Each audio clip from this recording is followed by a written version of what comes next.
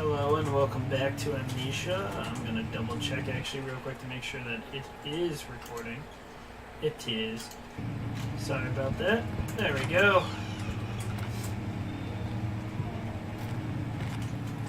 Quit your moaning. See if I care. Oh wait, I didn't check the audio like I meant to make sure that the audio balancing is fine. Oh well. 16th of May, 1839. The unflinching African sun has continued to plague our expedition, making it impossible to dig until dusk. How Professor Herbert managed to find the location in these vast plains of nothingness remains a mystery to me.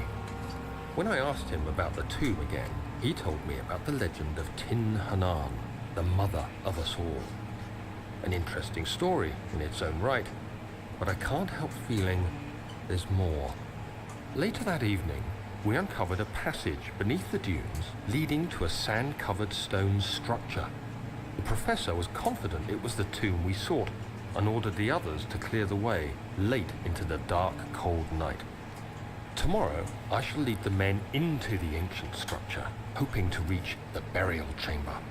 No matter what the professor is keeping from me, the dig should yield something interesting to take back to London and the British Museum. Okay, interesting. I don't like how the doors... What's this path lead? Ooh, broken down door. 17th of May, 1839. My hands tremble as I write. I feel a need to document my tribulation, for I fear that my memory will fail me if I linger. Today, I took some men and ventured into the dark, ancient passage we uncovered. Our torches burned faintly in the murky air as we slowly made our way underground. The men were superstitious and fearful. They argued loudly, and I felt their strange language getting to me. I mustered my strength and yelled at them to continue down the slopes and broken steps. The crudely carved passage confused me. It looked much older than the 4th century structure we had expected. The twisting path emerged into a great antechamber. The walls were lined with statues unlike any I'd ever seen. Despite their unearthly quality, I felt a strange familiarity toward them, which haunts me still. At the far end of the chamber, a great slab of stone sealed off whatever lay ahead. I gave the order to raise it, and as I pushed through the narrow space, the heavy stone suddenly dropped, sealing me inside. I was trapped. Oh, hello, cockroach. Don't hiss at me. Shut up.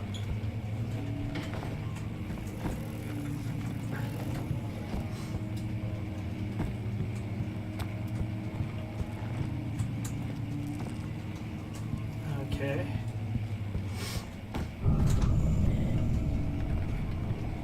What was I supposed to be spooked by? Oh.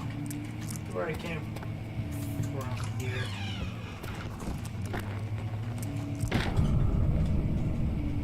Saw that. There was clearly nothing there.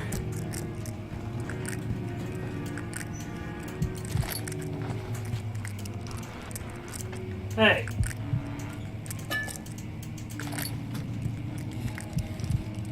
Is there nothing else in here? Was it here just to spook me?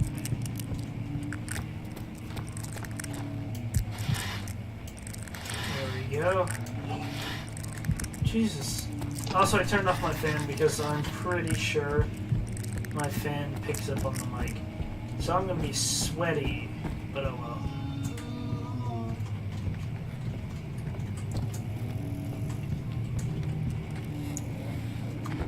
Did that moan come from up there? Nice, I have some oil. Shut up, cockroach. Nobody asked you.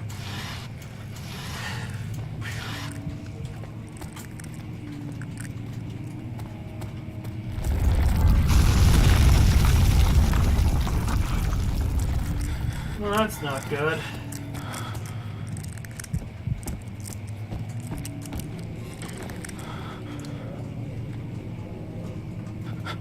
Get your vision together, man.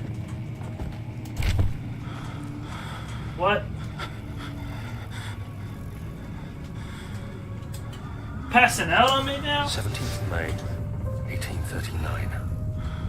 After pounding the unforgiving stone wall for what seemed like an eternity, I realized it was hopeless.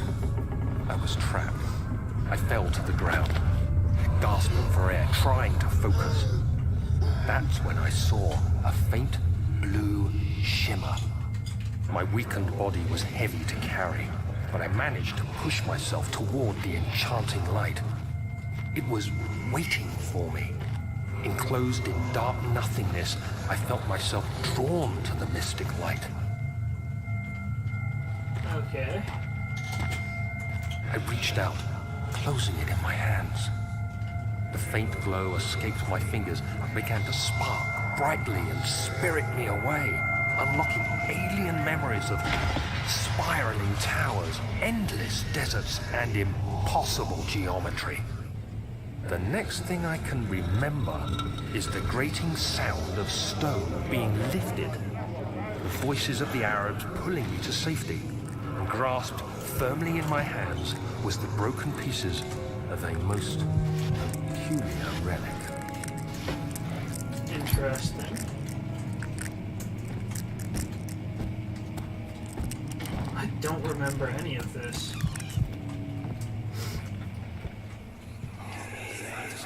Oh, great, more. Much of the castle is old and hasn't been tended to for centuries. When the shadow arrives, it won't take long until things start falling apart. We're just buying time anyway. Let's do what we can. There isn't much to be done about the walls. We should reinforce weak structures. The ground will tremble and there's a risk everything will cave in on us, especially downstairs. Here, and there. Let's get the servants working on it.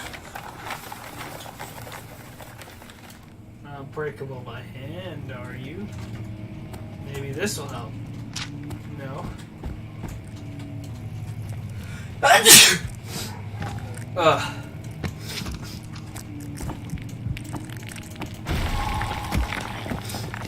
Well, apparently that was a lie. Oh, great. You have to be swift when you activate the first one. You hear that? If it stops, you'll have to start over. Isn't all this a bit excessive? You can never be too careful, Daniel.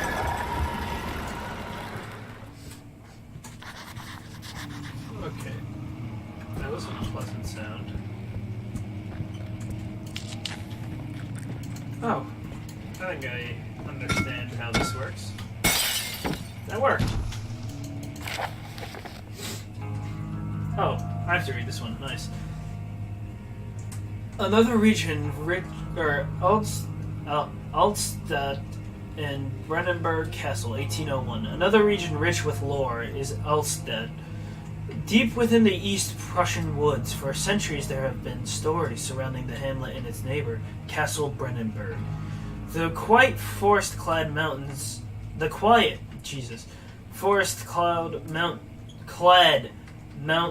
dressed with scattered lakes is as picturesque as can be, albeit the area is haunted by the dark. Ask any local and you will hear proof of the widespread superstition. All travelers should indulge themselves in such conversation, since it will certainly serve as exciting entertainment. All of them have their own twist on the tale, but there are some motifs that keep reappearing. This story reaches all the way back to the time of the 30 Years' War. It is said that soldiers who abandoned their duty got lost in the cold, dark woods and were forever damned to roam the grounds. Their bodies, wrought by their tainted souls, have left them disfigured and empty of essence. Many have cited them over the years and described them as horrid revenants. They move silently through the woods, shying away from the beholder. Or any beholder. Jesus. Cannot read. They are called gatherers, as they seem to follow some ambition to steal living creatures.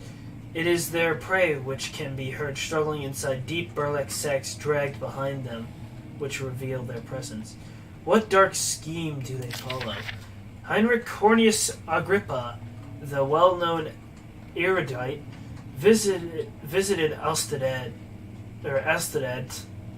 at the start of the 16th century. He resided in the local inn for a fortnight as he looked for the remnants of kingdoms past. During his stay, all of the prominent members of society paid notice, and he is mentioned in many records of the time. One day, he went to investigate a burrow in the northwest glades, only to never be seen again. Henrik is known to have passed away in Grenoble some 10 years later.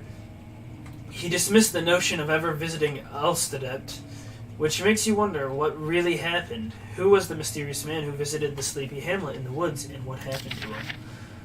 The mortal Baron. The Baron of Brandenburg lives a reclusive life with his family at this castle nearby Alstadet. And like most of the noble birth, rumors are inherited alongside... What the hell happened to my timer? There we go. With the title, researching the history reveals little before the castle was consumed by fire in the late 16th century. It was rebuilt by Alexander, a nobleman from the Rhinelands, claiming the role as a protector of the Prussian state. Alexander helped the region to flourish and remain popular throughout his presumed lifetime. The family has always been secretive when it comes to lineage and heritage. Therefore, the birth and death of Alexander and his offspring has never been fully recorded. This has fed the idea that the Baron is in fact the one and the same who came from the west over 300 years ago, lived through the time of occupation, and joined the coveted Order of the Black Eagle, along with the great leaders of this country. Okay, that's nice and all. Is there... There is. Wait, is there any on this side? Nope. That door is probably locked.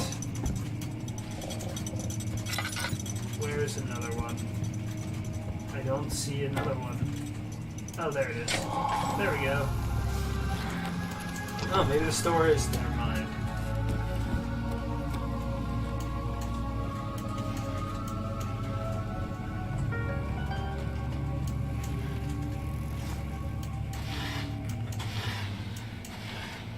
Ooh, another note. Regarding closing of the wine cellar. Wilhelm and his fools have endangered my research long enough with their absent-minded handling of the human vessels. The sheriff is keeping a watchful eye on the forest and is killing my trusty servants. It's just a matter of time until they follow the trail to Brandenburg. I need to lock Wilhelm and his men up to avoid further investigation from the public. The wine cellar will therefore be sealed off until the matter has been handled. Either the king's men leave or they will starve. Whatever comes first, they can rot for all I care. Maybe I'll feed them some wine. It would, in a sense, solve both of my problems.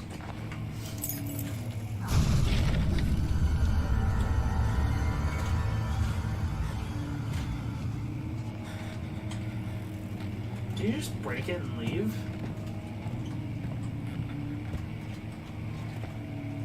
What was the point of that?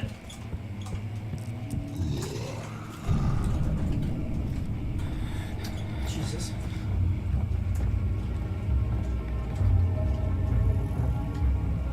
Hello?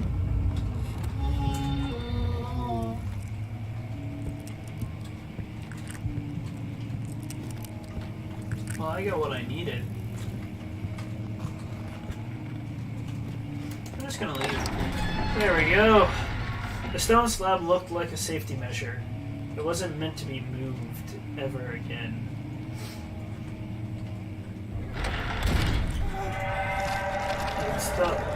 Ow! What the? Rude. All is good, you just winced in pain from that. Whatever. Now I can go to the wine cellar and get the materials that I so dearly need. Oh wait. Let's go ahead and add some oil. There we go. Oops. Oops. So many games use different buttons, I'm confusing him. A handful of sand trickled from the crumbling stone ceiling and pushed down on the brim of his head. He braced himself as the cavern suddenly shifted and settled.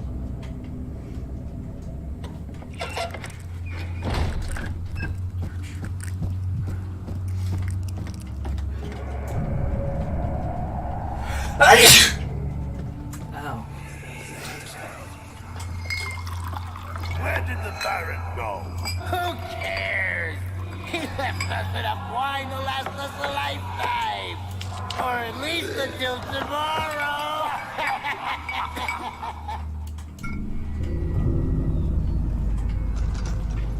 That isn't nice.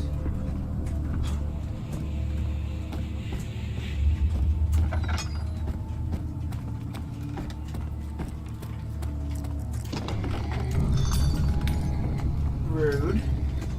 Rude. You don't need to go breaking things. That's unnecessary. There's nothing left. Everything's gone. That is great. Oh, great. Bear will just come down smacking me in the face. Why didn't I dodge?